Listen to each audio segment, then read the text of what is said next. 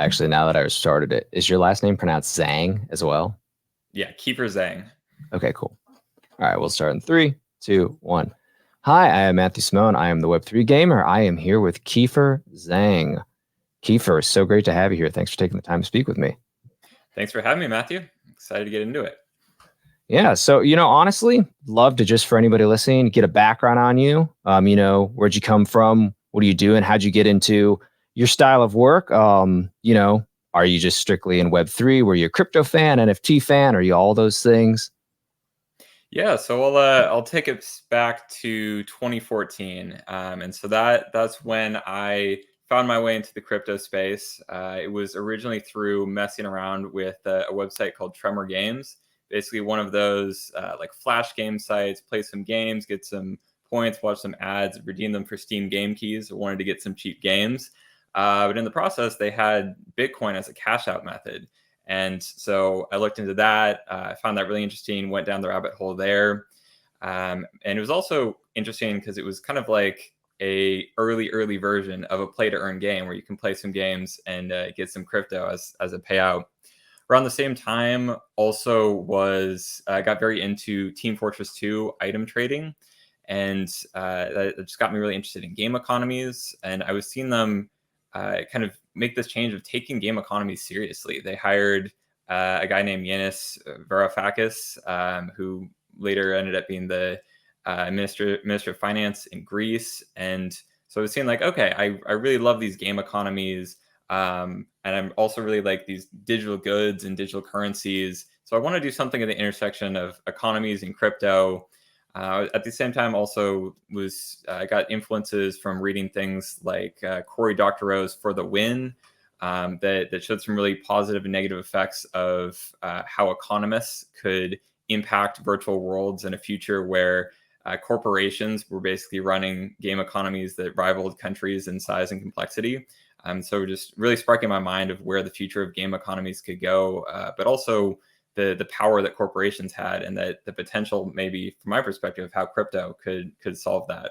So took all of that into a kind of pie in the sky goal of I want to be a game economist, when that was maybe one person had been hired to do that before. So got a degree in economics, basically to get better at trading virtual hats.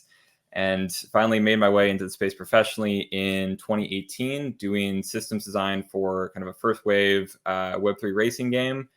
Fortunately, that died in the bear market. Didn't make it to being live, but continued on in the crypto space with some of those same developers, build out a company that built out crypto casinos and exchanges. So I was in charge of kind of the incentive design, token models, and gave me the first taste of messing around with tokens and incentive systems in a more professional context. And finally, that switched over from that to the position I'm at today. So for the past 2 years, I've been an economy and monetization consultant at Economics Design, where I've finally gotten the chance to really make a significant impact on game economies, working with teams like Shrapnel, Network Studios, and Scopely. Honestly, that's amazing. And it's funny that I feel like a lot of people either seriously are educated in economics by just nature of like previous work. Like they're just like, well, yeah, I went from being like a day trader to like I worked in banking to I worked in like financial like grants management. Like they kind of just were all over the place to see like a good, I guess, horizontal distribution of how like the market works. So it's fascinating to me that you kind of like bypassed all that and we're just like, nah, I know exactly what I want to get into. Cause I feel like a lot of people in finance is kind of like, I think I know what I want to do. And they jump around a lot till they find what they like or where they feel like their skill set lies. And so then they're like, yeah, this is where I'm good at. This is what I want to stick with. This is where I can make my money, whether independently or as part of a broader corporation or firm. And so funny that Team Fortress 2 was really like a catalyst for you of all things. Was it specifically just seeing that like certain accounts or in-game items or things could be like, because I mean, tokenization has kind of been around as a term for a while, but I think what people thought of as tokenization back then was really linked to your account. Like I think of like old Diablo accounts or old World of Warcraft accounts. People would have like super rare items and they'd be like, well, if I couldn't trade it, it's like stuck to the account, but I'll just sell you the account because it's like a throwaway account for me. Like I'll just get a new account. And so I'm wondering if that's how Team Fortress 2 works. Because I'll be honest, I've never played it.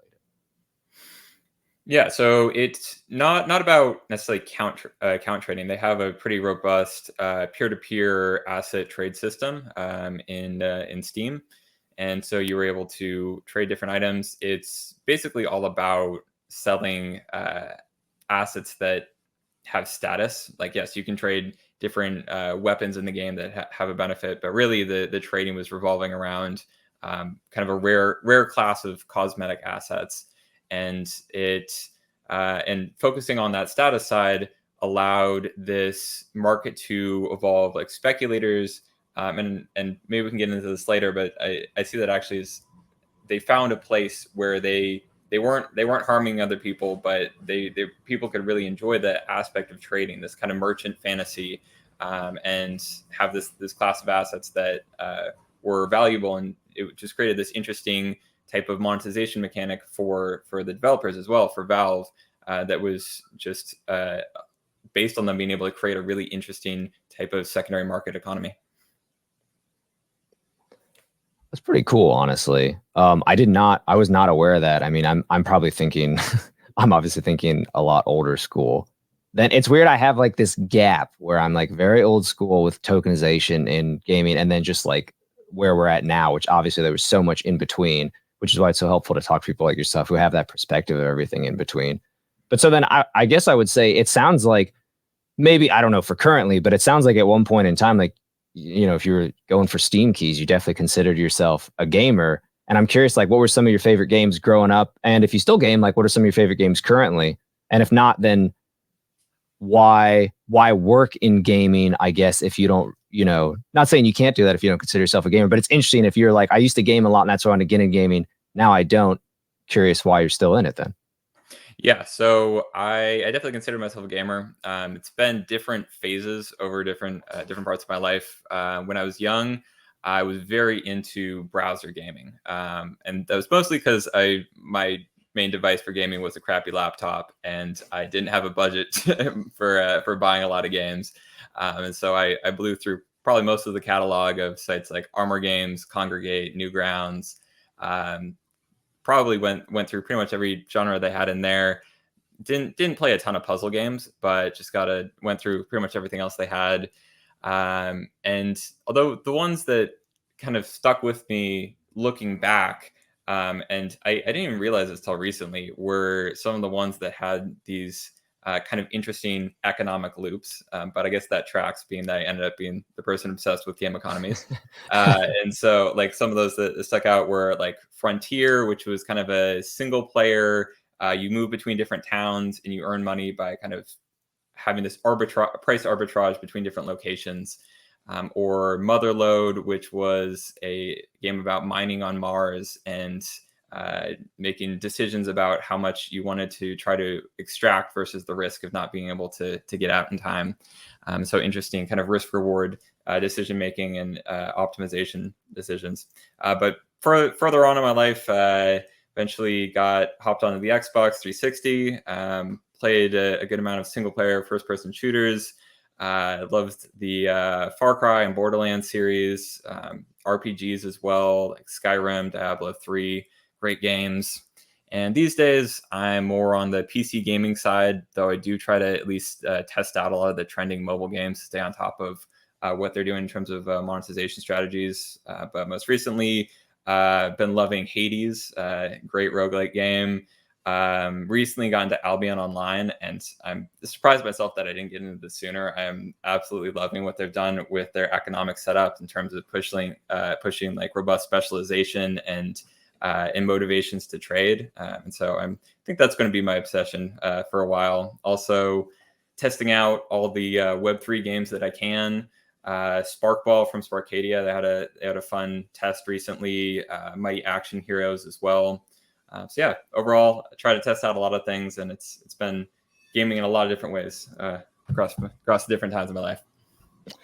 Sure. So if you really like, I mean, you obviously really enjoy the in-game economics, and if you also like, I don't know if you're a fan of, you said RPGs. I know not everybody who's a fan of RPGs is a fan of JRPGs, but if you haven't heard of or checked out Raven Quest, I'd be very curious to see what you think of their in-game economy. because they've done a really good job bolstering it out to make it so the community drives their value. And I wish I could go into it more. I talked to them a while ago. I'm hopefully going to have them on. I talked to them in a Twitter space a while ago. I'm hoping to have them on again to really flesh it out. But the amount of thought that they had put into their in-game economy to make sure it'd be successful, and people would, like you said, people would want to trade, people would want to collect items, do things, and they even had like interesting turns in place where some days certain things would trade better or be more in demand based on. And I'm not going to pretend I understand economics as much as I should. I probably should. Which leads me to the question of, why do you think you were so drawn to in-game economics of all things with games? You know, so many people, it's like, it's development, it's story, it's character design, and I feel like it's few people are like, I'm into the economics or you know, the way the business in the game almost works.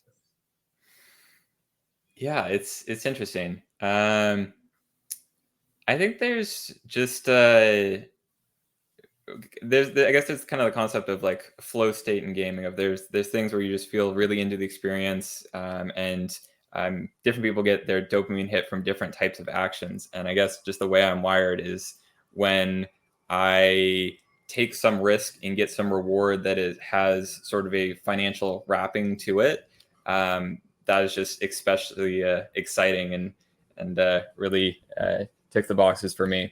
And so I wager there are a decent amount of other people that have that kind of persona out there as well, that sort of merchant fantasy type of player persona, which might not be the most common one. I think is still definitely a interesting and probably underserved player persona in general. Sure. And I would definitely say every single game out there, everyone has their favorite merchant in the game. I mean, look at I've loved Resident Evil 4 even before the remake, and there's a reason the merchant is such a classic character that people love in that game. So, but yeah, like even in Skyrim, I think about it, I always had my favorite merchants in my towns I like to visit. So I totally would agree with you on that. While maybe not enough people are coming out of the woodwork or as front as you, I definitely agree with you that I think it's out there still. So then, I mean, so when we're looking at like monetization strategies, like what are some fundamental differences between Web 2 and Web 3 game monetization strategies that come to mind for you? Yeah, so on the Web 2 side, I'll maybe break out. You have your more traditional premium or subscriptions. So premium, obviously, you're paying some amount up front for that content. Subscriptions, you're paying on an ongoing basis.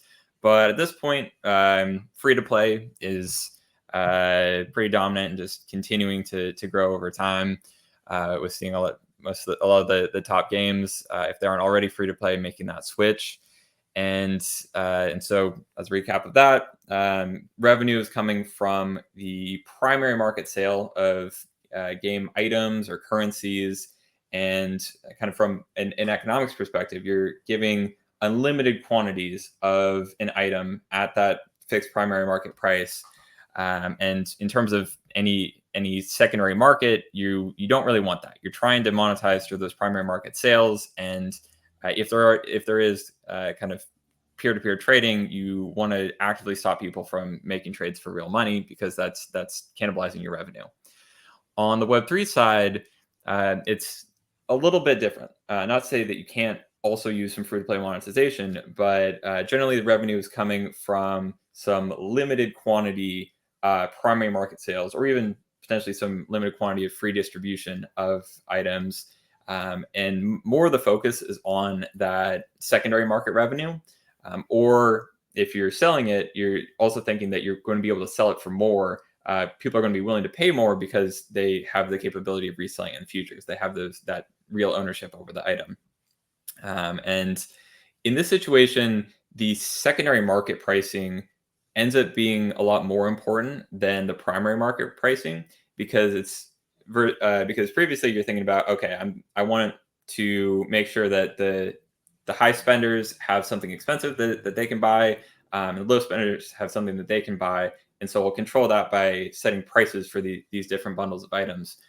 Versus on the Web3 side, you're sort of indirectly doing this by saying, I'm going to make something with a really tiny supply, and so the secondary market price is going to be expensive so that those whales can buy it. But then I'm also going to have something with a higher supply that going to have the lower secondary market pricing to be accessible to these people. And so it's doing kind of the same thing around price discrimination for different tiers of players, but it's using a different lever to do so, of using item supply versus item primary market pricing. And yeah, and so this is, again, to reiterate, you don't have to go all in one or all in other with these design decisions around monetization. You can definitely have some free-to-play components. Maybe for super accessible items, you'll just sell them. It won't be tradable. It's easier to do kind of gotcha mechanics with this if that's something that a developer wants to do. And then still have this other section of items that maybe they want to target those high value spenders, maybe those speculators, get some sort of more economic component going. You can use limited supply assets with that Web3 strategy to do that. Well, it's interesting because I've seen some Web3 games now do where they kind of double dip, it feels like. And it's the best of both worlds, because they're making a game and they're like, look, if all you care about is playing the game, you're not into tokenization, you're not into NFTs, you don't really care about any of your assets, like you can totally play the game, enjoy it, that's fine. But then also we have, like you said, a limited number of whatever weapons, characters, assets essentially that they know are going to go for more on the secondary market.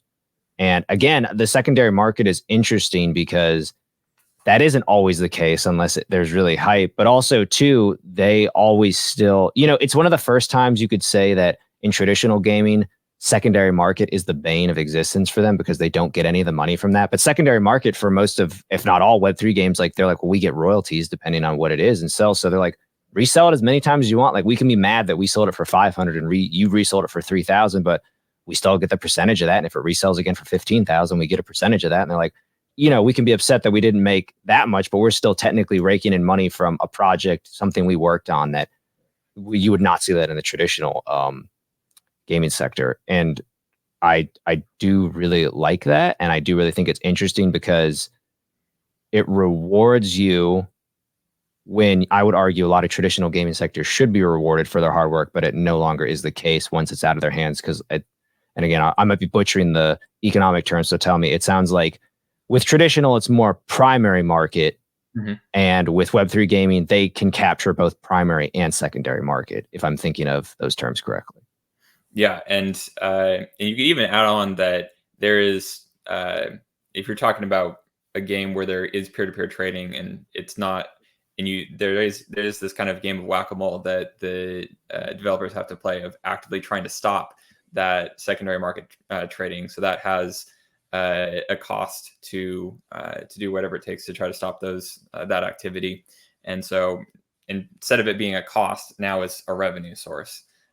They're better able to control those secondary markets, and it also allows for different types of game structures where they can focus more on that trading and push it, which again kind of ties into being more interesting from the on the merchant fantasy type of gameplay.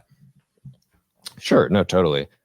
And so then, are there any specific type of Web3 implementations that you expect to be the most successful, whether, that you've seen in projects you've worked on, or that are maybe just emerging, or ones you haven't seen yet that you think going forward would be really successful if people could engage and get it in place? Yeah, so I'll point out a couple. So one, maybe I'll just continue on the same vein of the economic play, and the other one is where it really applies to UGC ecosystems. So continue on the first one a little bit. Maybe we talked a bit about economic play already. So maybe I should define it a little bit better. Yeah. And so I think with some of these actions are things like item flipping, location arbitrage, cornering a market. And so some comparables here are games that lean like fully into economic play, like EVE Online. I think these things like this, and we're actually seeing basically that happen with EVE Online's creator, CCP Games, creating a upcoming blockchain game.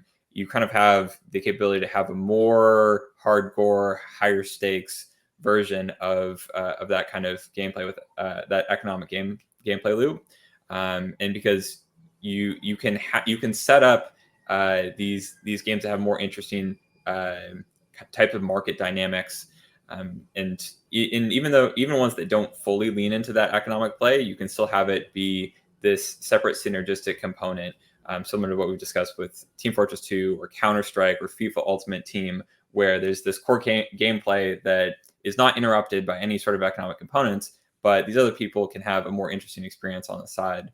So I think those are well equipped for Web3 implementation. The other side that I think is really huge is where it pertains to UGC and incentivizing really quality content creation. So I'd say UGC ecosystems, and for reference, you could think of equivalents of like Roblox or Fortnite, and the most promising plan I've seen for this so far is coming from Nexon or MapleStory.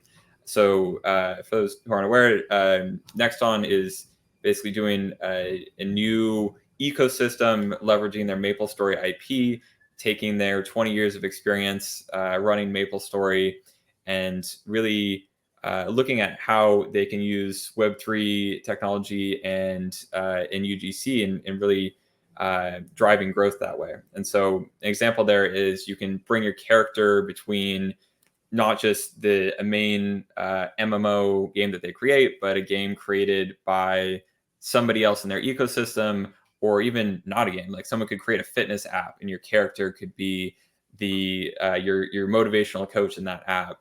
And so there's very little, and so with the Web3 components, there's very little friction to actually building on top of this ecosystem. They're kind of just giving the open ability to build, not only using the IP, but using the specific assets. So it's not just you're playing with that character. You're playing with your character, and that has these different.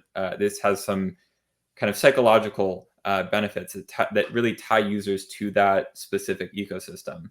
And I also want to make a differentiation of with these UGC ecosystems. I'm specifically referring to there being one entity that's handling the overall monetization. So like if you take Roblox or Fortnite, it's one entity that's deciding this is the quantity of items that we're going to sell. And that's especially important when you're talking about NFTs, because if you think about this situation around interoperability, which is something that's thrown around a lot when it comes to these different metaverse conversations. If there are multiple different groups that are trying to monetize through NFTs, it's like, okay, this metaverse, I'm selling some items, this one's selling some items, but you can use them in either case. Then you're kind of creating this competition between different entities, and that could make it potentially pretty difficult for the content creators to actually get reasonable revenue for their effort. And so I think the highest quality content creators are going to be drawn to the ecosystems that have the tightest control over the distribution of assets, but are still able, and they're then able to attract the best content, have the best aligned incentives in that case. The last thing you said just about incentivizing content creators is fascinating, because I never thought about it that way, because I think a lot of people think of content creators because content creators, once they're well established, can be a lot more picky with the things they take on, the projects they take on, because they're like, well, I have an audience, my time is valuable, I can't just be doing everything that catches my interest. There has to be, as you said, some sort of monetization in play, or there has to be something, because most content creators, if they're living, they're like, sometimes they'll do stuff for free just to help out, but it becomes down to what's going to be the best use and greatest monetization of my time. Whereas new content creators will do anything and everything if they enjoy it and love it, because they're still just trying to get their name out there, trying to get built up. And it's funny because I have seen that with previous projects, especially in Southeast Asia, where there's been some established Web3 gaming platforms where they host a lot of Web3 games. And one of the things they have in place is, based on the popularity of your game, they're like, we have verified content creators who will play your game, who will reach out to the audience, will help bring people in, help people play your game, help get it exposed. They're like, but we have to see a certain return on your end from interest from your marketing, your establishment on our platform and all that. And otherwise it's not an offer. So I thought it was interesting when I learned about that, because I was like, that does make sense on a tiered system to go, well, we have people who we know their reach. We know we've tested it with other games. We've seen how it goes. And clearly there's some sort of monetization or marketing benefit for the content creators as well as the platform to have those people in place. But it's funny, having known that, I didn't think about it until you said it that way. So I appreciate that perspective. Yeah, absolutely. because yeah, if you aren't able to, if you just have excessive competition of everyone's, it's like opening up borders to foreign competition as a country. The people who are natively producing in or domestically producing in your own country, they have that foreign competition. So as in you're creating these NFTs, but now someone from another metaverse is just creating the same stuff, very similar, undercutting you on price. You're not going to make as much money, and so maybe you're going to go to the UGC ecosystem where they're saying, okay, only the top creators are able to create this limited supply, and that better protects your revenue capability. So yeah, definitely agree there. Can I also ask, I don't know if you said it earlier, can you define the acronym of UGC for UGC ecosystem? Yeah, user generated content. And so, yeah, this is just broadly applying to, this could be creating a weapon skin. It could be creating a level map. It could be creating an entire gameplay experience. And even broadly, like it could apply to kind of streamers or YouTube creators putting out content around a game. So depending on how loosely you want to stretch the definition, I think the majority of the point here, I think, is focused on those that are specifically creating assets or experiences in a game or app format that are then allowed to leverage the NFTs and IP of the overall creators of that ecosystem. Okay, makes total sense. So I know we discussed a little bit about, or you touched rather on speculators earlier on, but what impact do speculators have on game economies and how they should be designed? Yeah, so this is an interesting one because I think a lot of what we've seen so far from speculators in Web3 has been a really kind of negative impact on the gameplay experience of the gamers, that they just want to play the game, but they end up um, having these really volatile priced assets that are messing up their game experience. So, so for example, like if you look at Axie Infinity and you need Axies and you need one or both of the tokens that they had in order to actually play the core game experience, then when speculators are buying up these assets with financial motivations driving this, you can have this kind of pump and dump market dynamics, that the dump part is just going to be a point of churn for users because there's this financial component to the experience that is not what they want. They're not a financially motivated player at all. They just want the core game experience. They don't want any of this speculation messing it up. And I think that really just comes down to poor game and economy design.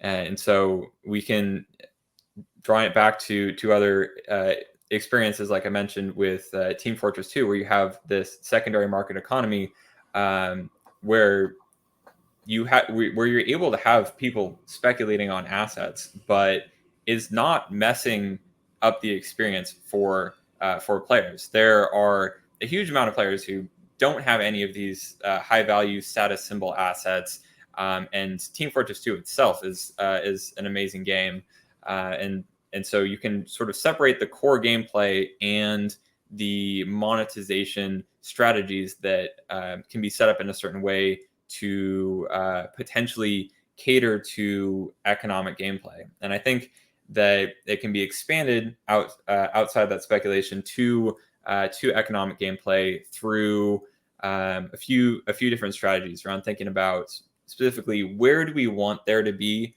some level of economic activity and where do we not. So say there's some assets that we want everyone to be able to get in order to play the game.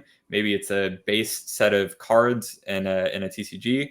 We want to just make sure that we're either going to make those not tradable, or even if you do make them tradable, you can do some things around setting price ceiling. I won't get too economicsy with that here, but just things that will make sure that people are never priced out of getting this. It's always going to be reasonable pricing or free, depending on what you're targeting to users. So core gameplay experience cannot be messed up by speculators. And just that being an important part of the initial design, you can do that, but you can also set up certain tiers of status symbol goods, for example, or a marketplace loop where people can, depending on the type of game that you're talking about, have different sorts of economic interactions that are rewarding strategy and specialization, and can have fun with economic inefficiency, these different things that make economic gameplay interesting without actually messing up the core gameplay experience. So kind of overall, speculators have been a bad impact so far, but that's really a game design issue, not anything inherently bad about kind of speculators or economic interaction themselves. And I think once we have these better design economies that understand where speculation should and should not fit in, then that's also going to help, I think, with the overall perception of Web3 monetization strategies from the broader gaming from the broader group of gamers, because they can see that it doesn't have to be this negative impact or exploitative monetization strategy, and it can really be a more additive experience. It's funny you mentioned being priced out, because that has always been, I don't want to call it beef, it's more disappointment. That's always been my disappointment with Yuga Labs. And then with Other Side now is I feel like there's so many people who wanted to be a part of that and play it, but the initial pricing for so much of that stuff before the secondary market even got a hold of it was still far beyond the initial affordability for the average user. And they know, I feel most people know that whenever Yuga Labs does something, like, we know it's going to, even if it's never as successful as, BAYC, it's still going to have, even if it's 1/10 as successful, it's always going to have secondary market value far beyond the initial market value.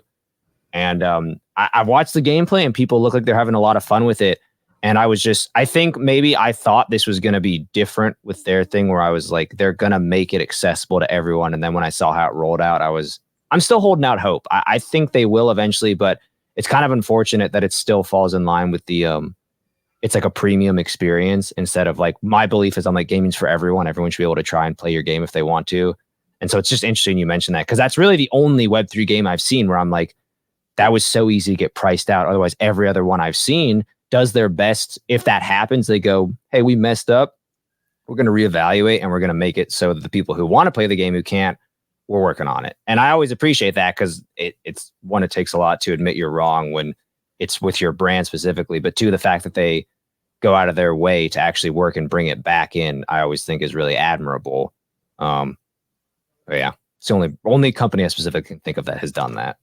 Yeah, I think that's just a really weird strategy, because maybe you're trying to reward, or it's a monetization for whales, and if you're targeting a really small subset of users, it can be about status. But it's kind of weird, because it's been established in a lot of cases that people who want to flex status, they still need somebody to actually flex it too.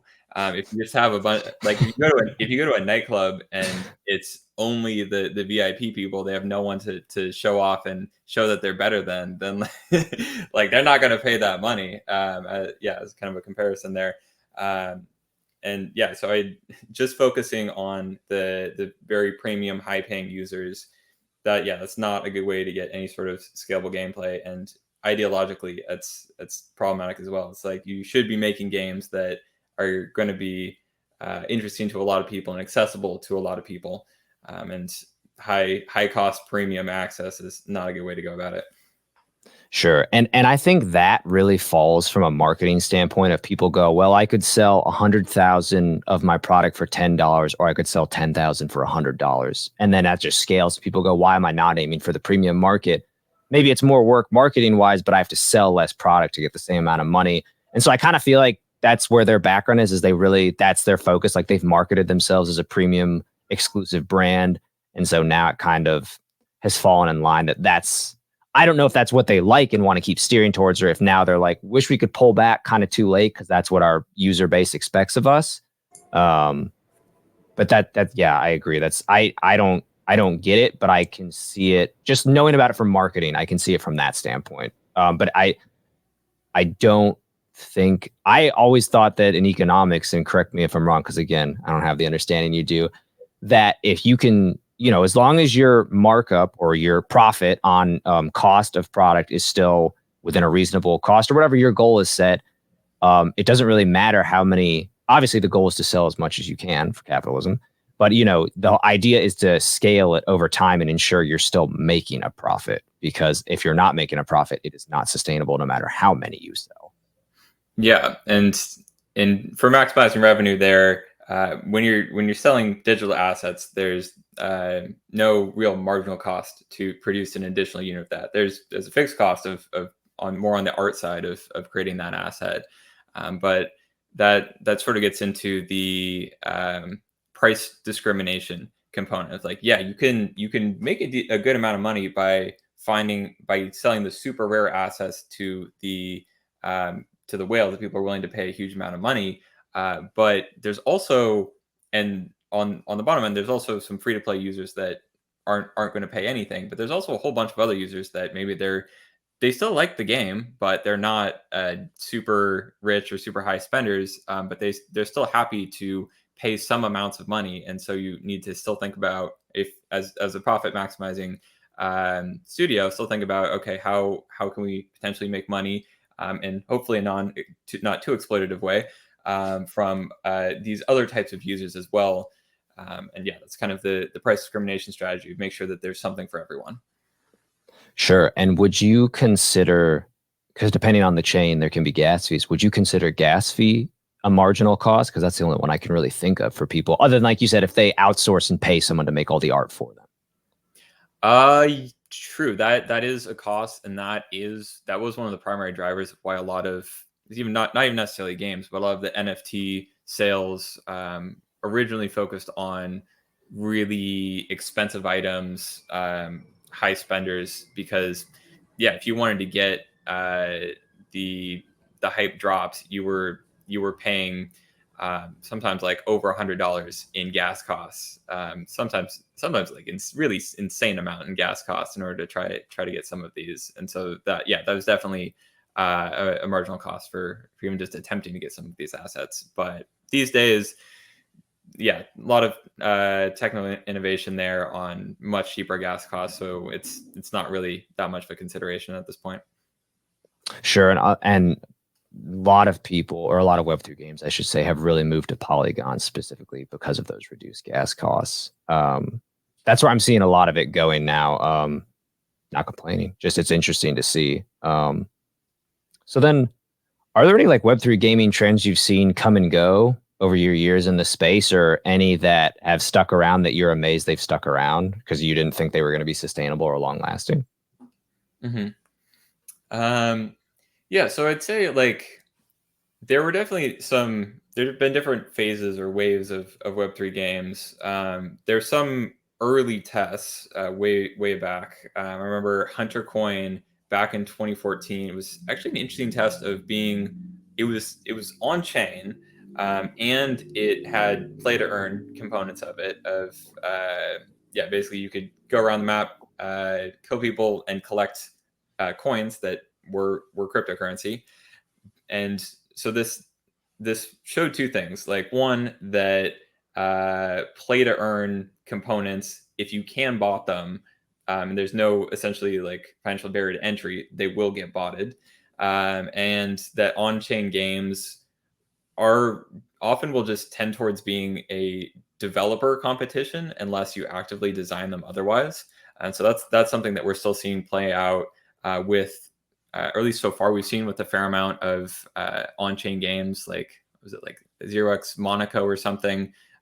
Just kind of ended up being this developer playground. It's interesting, but it's not really something that that people can be competitive with. Or actually, maybe a better example, I remember I played Dark Forest when it initially launched, and then I realized that at a certain point, I couldn't really be competitive without being a developer. Or like, yes, there were some sort of plugins that I could use, but some of these on-chain games, you really got an edge, or needed to be a developer there.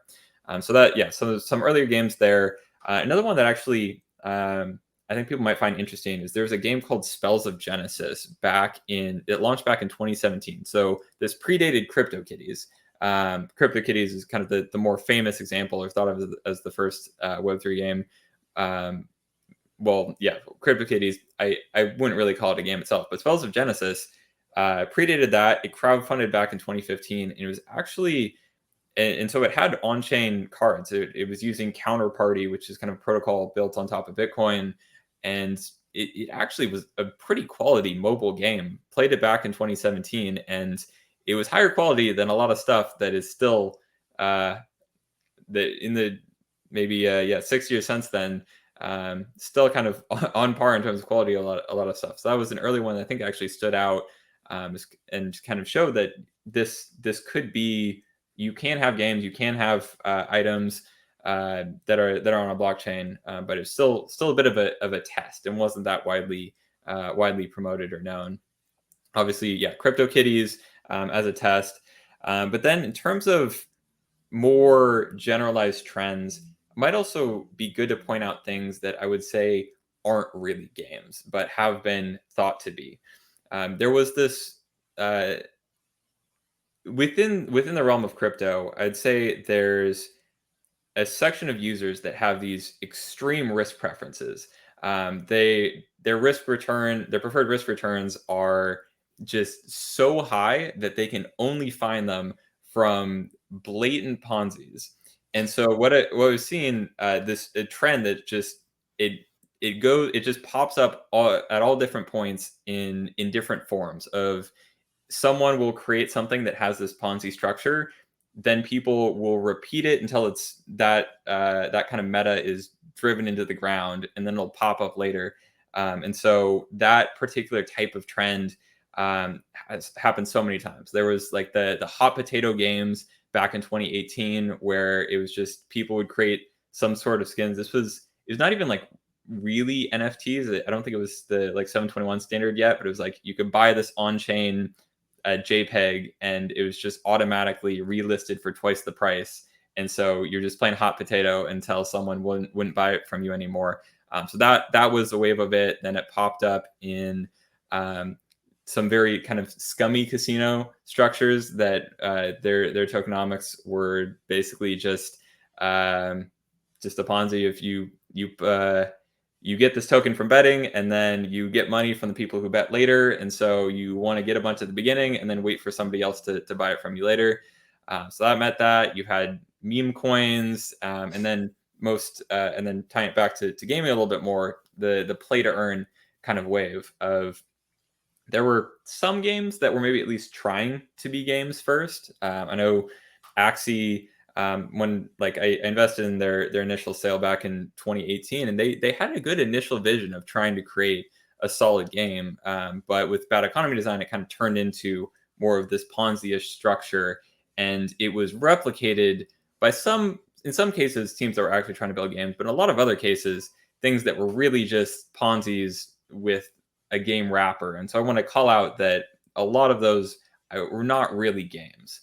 But that is a trend to sort of be aware of, that ties into all of this. And so getting to maybe like 2021 area, you had this trend of play to earn. Following that, we had a shift more towards a focus of gameplay, and not really. Less focus on the economy, more on, okay, we're going to build something really interesting, build it for gamers. And now at this point, we're a little bit more in the kind of wait and see, or wait for the actual development of some of these quality games here. Maybe the last point to call out is some trends around issues with the incentive alignment around being able to sell assets before you actually have to deliver something. And so I think a fair amount of people are familiar with companies that sold NFTs in 2021 or so. And at this point, as game studios have been really slow to deliver, or they're just kind of casually, slowly going under as they're not raising more money. And just to point out, like, that is not new. That happened in the like 2017, 2018 wave, and even like earlier than that as well, with some very early like game exploitation or explorations, but in kind of a worse way of uh, there didn't have to be any real proof of it. Like, you didn't have to uh, docs the team. It was just you had some idea for a game, put up a website, kind of tied into the ICO era as well, but more game focused and with NFTs. Just, here's an idea for a game. You don't know who we are, but just assume that we're going to make it. And a lot of those like 99.9% of those went absolutely nowhere. Some of them might have been in good faith. Most of them probably weren't. And so that's been kind of an evolution of how these misaligned incentives can lead to a lot of these rug pulls or the retail investors kind of getting screwed. But we're moving in a more optimistic direction where teams are getting a little bit more honest and doing more of the work up front before asking for any money from retail investors, which I'm very glad to see after all these years is finally becoming more of a trend. Yeah, I can totally believe that. So then, is it fair to say, I don't know, are you familiar with Gods Unchained? Yep. Okay, so is it fair to say, do you think Gods Unchained kind of became the spiritual successor to Spells of Genesis in a way? Or no, were they actually that different? Because the reason I think Gods Unchained did so successful is they had already developed, I can't remember his name, of course, from getting one of the directors on Magic the Gathering Arena literally helped build that game to make it what it is. So you're like, so you had a big helping hand in there to make it you had a really helping hand in there to make it based off of a very successful traditional game. And so I think they had the right things in place, but once they got him in, I think that really solidified their success. I've never heard of Spells of Genesis and I've never played it. I'm just curious if you would say that's like a spiritual successor, or if you even feel like Spells of Genesis was better than Gods Unchained.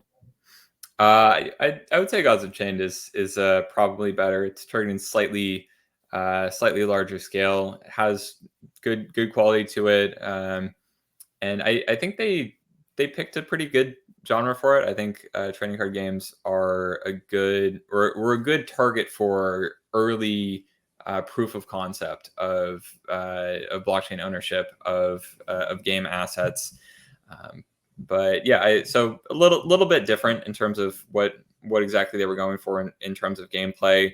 But I think they did a lot for showing that you could actually attract some talent into the space as well, and create a game that's actually fun to play by more traditional standards.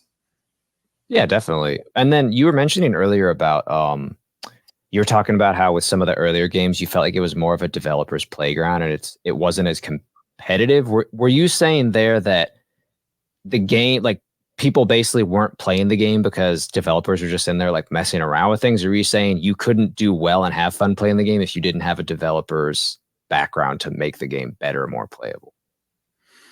Yeah, so so for Dark Forest, it's been a while since I played, but if I can remember the mechanics correctly, it's sort of, there are various different nodes, and you are, or kind of like planets, I think was the theming of it, and you are basically trying to take over larger areas, and that requires kind of moving resources between different components.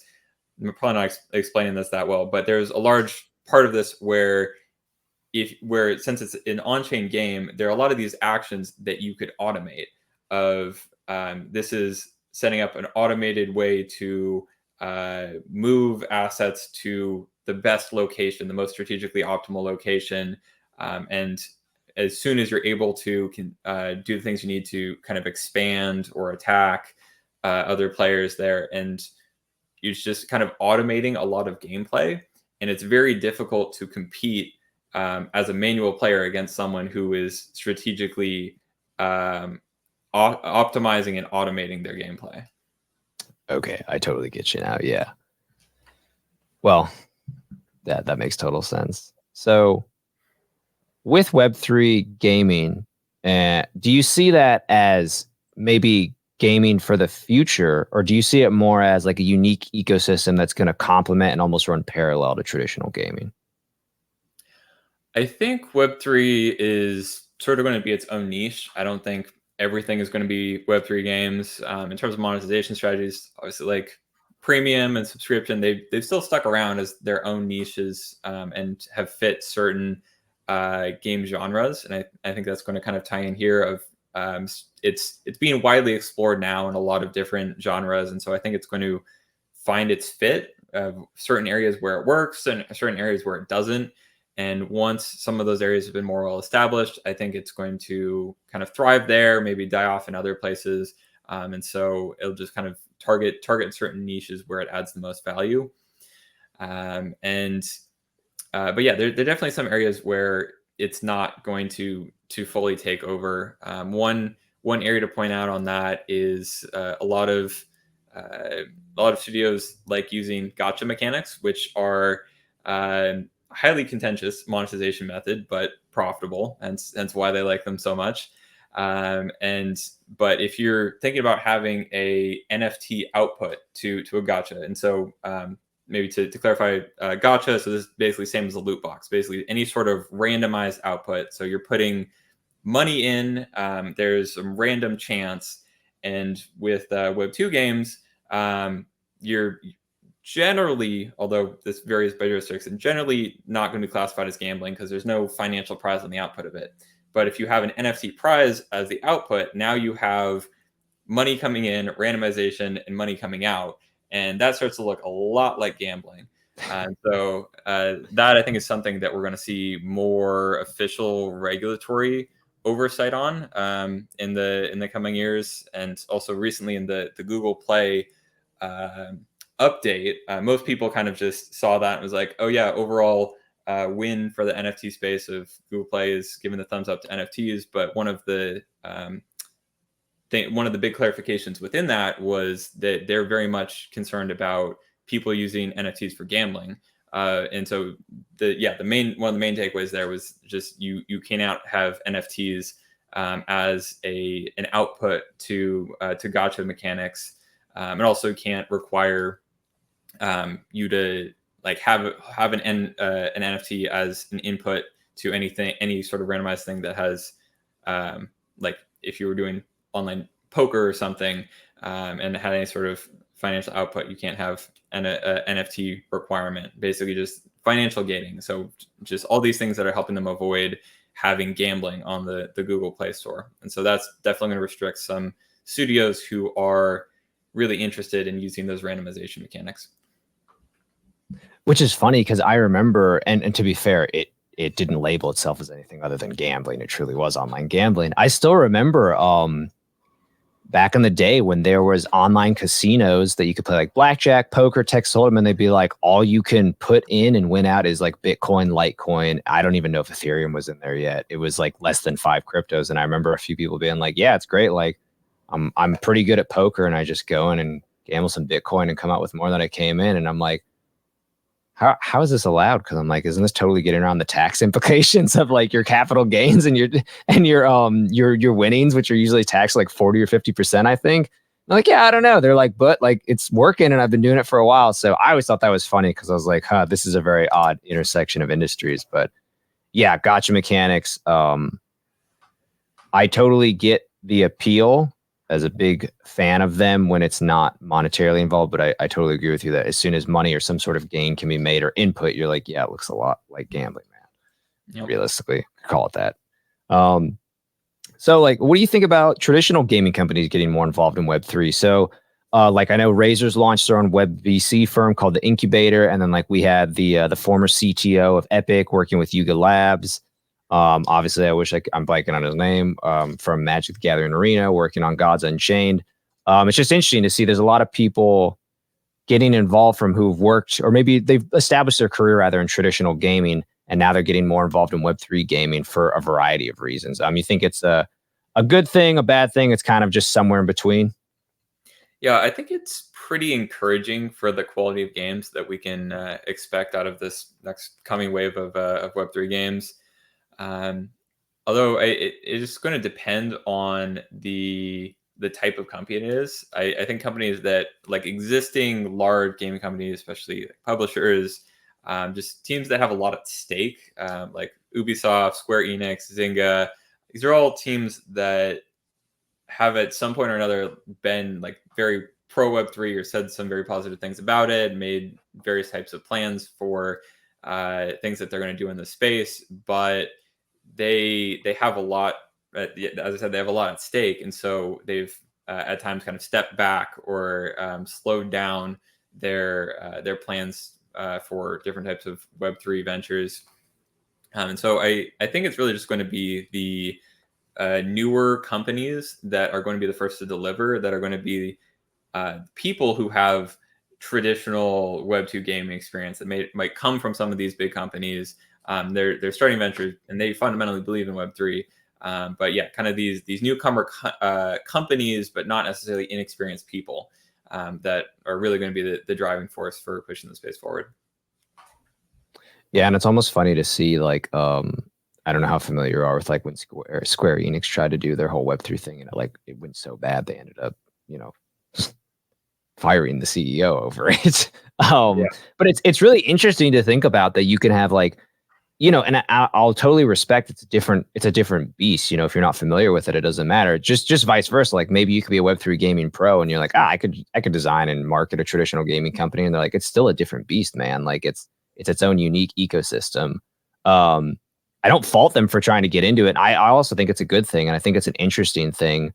But it is fascinating to see like some of these bigger companies where you're like, surely they'll be able to make the step in and maybe be somewhat successful. Maybe they won't be like huge, but like just by having the brand recognition and the money and the team behind it. And then you see you're like, it crashed and burned really hard. And you're like, so what went wrong? Like, where didn't they get people involved that they needed to? So I have thought that's been fascinating to see that the indie market of Web3 gaming has been able to outperform since it's been less of a market and there's been less time for the Web3 gaming market. And two, it's been able to outperform a traditional gaming market, which has proven to generate in excess of billions of dollars in its industry. And so I thought that was really fascinating, but I also really enjoyed it. Yeah, absolutely. Well, last question I have is, what advice would you give younger folks starting out on their Web3 project or Web3 journey? Yeah, I got a couple here. Few things that I see people make mistakes on a lot. One of them is recommendation is to not sell NFTs way before launch. If you do issue any NFTs, be really specific about whatever benefits or utility that you're promising, and also how long you're promising that utility for. A lot of times it's people are just writing this blank check to their community of here's this mystery NFT that is going to give you mystery benefits forever. And you're never going to live up to the expectations that your community has for that. And that is not going to help you from a retention perspective. And another one is if you're doing a token, don't try to have it both accrue value and also be a currency. You're mixing up conflicting spending and holding motivations. And I'd say generally at this point, if you're trying to have something be a currency, lean a lot more towards recommending a stable coin, especially a branded stable coin, if you can set up the legal structure to do that. Just having that stability, specifically if you're targeting a mainstream risk averse audience, I think it's going to be important. And also, maybe as the last one, plan your economy and monetization relatively early. It's okay. It's great actually to evolve your economy over time, but if you don't have a game plan for that relatively early on, you might paint yourself in a corner by just limiting your options with the early decisions that you make. For example, like selling some item that maybe is going to be dropping later in the game. You've kind of just implied a certain value on users' inputs to get that item. Things that are just going to make your design process a lot more difficult down the line, or you've made some commitment to users about how something will always have this benefit. Then realize that it's really hard to actually do that and have these other execute well in these other design pillars that you had. So just think about the long-term implications of some of the things you're promising early on, especially if you're making promises that involve people spending money in order to get something. No, that's all incredibly solid advice. The only thing I will add to that, since you were talking about token, and you probably inferred this with what you said, is if you do not understand tokenomics, hire someone who does. That is a whole ball game on its own to try and figure out and understand. And I've seen a lot of people who, watch a few hours of YouTube videos and think they have it down. And I really think you need someone with your background to really understand tokenomics, period, let alone if you're going to have an in-game economy mixed in with those tokenomics. So, yep, I fully agree. And my DMs are always open if that happens to be you. well, yeah, no. So, Keifer, thank you so much for being on. I really appreciate you taking the time to talk with me. For everyone listening, I will have all the ways you can reach out to Keifer and connect with him through all his various socials and all the various ways he likes to be contacted. I'll also include links to some of the things we discussed, some of those games. And yeah, man, I really appreciate you being on. If you ever want to be on at a later point, love to have you on again. Thanks so much for having me, Matthew. Really love that discussion. Yeah. All right, man.